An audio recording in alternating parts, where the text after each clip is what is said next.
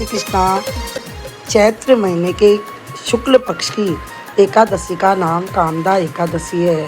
इसकी कथा व महात्म सुनने से मनुष्य के सब पाप नष्ट हो जाते हैं और मोक्ष की प्राप्ति होती है और मनुष्य के सब मनोकामना पूर्ण होती है।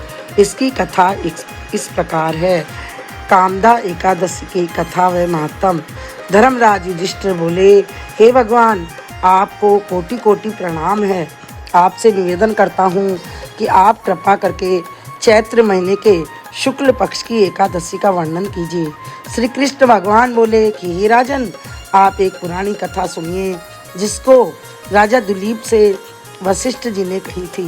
राजा दिलीप ने पूछा कि हे गुरुदेव, चैत्र महीने के शुक्ल पक्ष की एकादशी का क्या नाम है और इसमें किस देवता की पूजा की जाती है तथा इसकी विधि क्या है, सो कहिए।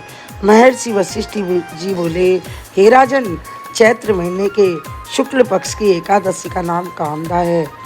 यह पापों को नष्ट कर देती है और पुत्र की प्राप्ति होती है। इसके व्रत से कुयोनि छूट जाती है और अंत में स्वर्ग की प्राप्ति होती है। अब मैं इसका महत्व कहता हूँ, ध्यान पूर्वक सुनो। प्राचीन काल में एक भोगीपुर नामक नगर में पुंडरीक नामक एक राजा राज्य करता था।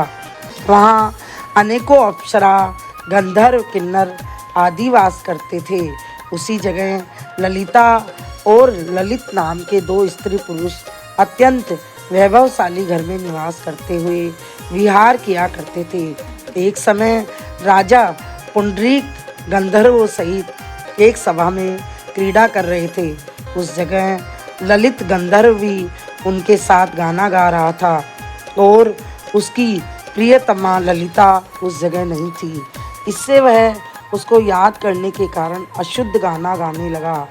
नाम राज कर्पोटक के राजा पुंडरीक से इसकी चुगली कर दी।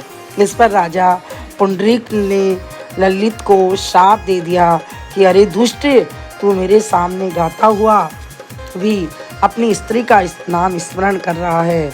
इससे तू कच्चे मांस और मनुष्यों को खाने वाला राक्षस होगा।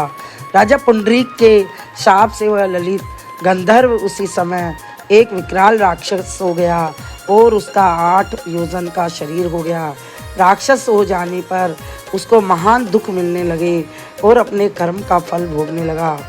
जब ललिता को अपने प्रियतम ललित का ऐसा हाल मालूम हुआ तो वह बहुत दुखी हुई और वह सदैव अपने पति के उद्धार के लिए सोचने लगी कि मैं कहाँ जाऊँ और क्या करूँ।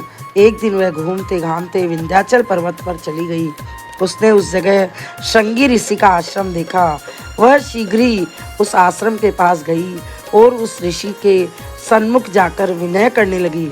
उसे देखकर श्रृंगी ऋषि बोले, हे सुभगे, तुम कौन हो और यहाँ किस लिए आई हो? ललिता बोली, हे मुने, मैं वीर धनवा नामक गंधर्व की कन्या ललिता हूँ। मेरा पति राजा पुंडरीक के शाप से एक भयानक राक्षस हो गया है। आप राक्षस योनि से छूटने का कोई श्रेष्ठ उपाय बतलाइए।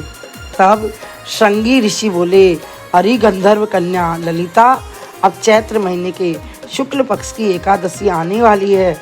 उसका नाम कामदा एकादशी है। उसके व्रत करने से मनुष्य के समस्त कार्य शीघ्र ही सिद्ध हो जाते हैं। यदि तू उसके व्रत के पुण्य को अपने पति को देती है तो वह शीघ्र ही राक्षस योनि से छूट जाएगा और राजा का शाप शांत हो जाएगा। मुनि के वचनों को सुनकर ललिता ने आनंद पूर्वक उसका व्रत किया और द्वादशी के दिन ब्राह्मणों के सामने अपने व्रत का फल अपने पति को देने लगी और भगवान से इस तरह प्रार्थना करने लगी कि हे प्रभु, मैंने जो व्रत किया है राक्षस योनि शीघ्र ही छूट जाए।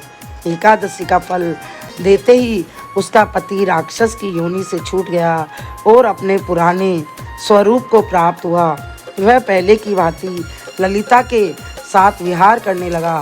कामदा एकादशी के प्रभाव से ये पहले की भांति अब और अधिक सुंदर हो गई और पुष्पक विमान पर बैठकर स्वर्ग लोक को चले गए। हे राजन, इस व्रत को विधि पूर्वक करने से सब पाप नष्ट हो जाते हैं। इसके व्रत से मनुष्य ब्रह्म हत्यादि के पाप और राक्षस आदि की योनि से छूट जाते हैं। इसकी कथा व मातम के श्रवण व पठन से वाजपेयी यज्ञ का फल प्राप्त होता है।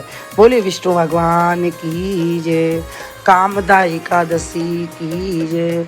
श्रीमन नारायण नारायण नारायण, भजवन नारायण नारायण नारायण, लक्ष्मी नारायण नारायण नारायण। बोले विष्णु भगवान की जय।